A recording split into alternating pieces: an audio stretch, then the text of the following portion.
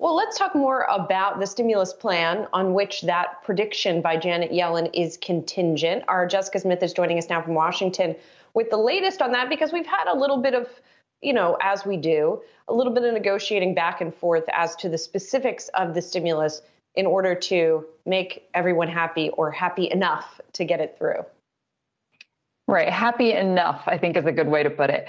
This week, House committees are going to be working on the actual relief legislation. So putting President Biden's plan into a bill. One piece that we expect to see today is a new child benefits package. The Washington Post reports that the House Ways and Means Committee Chairman Richard Neal is going to introduce a new package today that would give parents up to $3,600 a year. Under the plan, the IRS would give monthly payments ranging from $250 to $300 to parents per child, depending on the child's age. The payments would phase out for individuals making $75,000 a year and couples making $150,000 a year. You might remember last week, Senator Mitt Romney, a Republican, did introduce his own plan to give more cash payments to parents. So this might be an issue where you do see some bipartisan agreement, but it is important to note that several Republicans did criticize Romney's plan. Now, today, we're also expecting to get a CBO report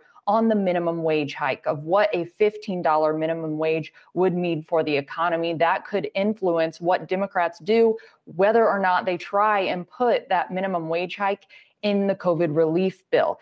In an interview with CBS over the weekend, President Biden did admit that he doubts a $15 minimum wage will actually survive these talks and end up in the relief package. He says the rules about what Congress can do through reconciliation could prevent that. But Senator Bernie Sanders, chair of the Budget Committee, says he's going to keep trying. So we'll see how that plays out. But regardless, President Biden says that he's going to continue fighting for the $15 minimum wage, but it might be separate from the relief bill. Miles and Julie. Just as we look forward on what the economy could look like, we also see lawmakers looking back on the Trump era. We are expecting developments on the impeachment front this week. The story that just keeps on giving. What's the latest there? Yeah, we expect this trial to start tomorrow. We're still waiting on exact details from Senate leaders. They have to strike a deal over the particulars here, like how long this trial will actually last. And then once they have a deal, the Senate needs to vote on it before they actually start the trial. But we do expect this to happen tomorrow. House impeachment managers will try and convince the Senate that President Trump did incite an insurrection on January 6th.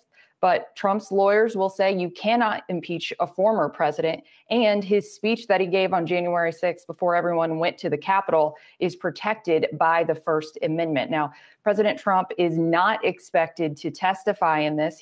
His lawyers rejected the request by the impeachment managers for him to come testify.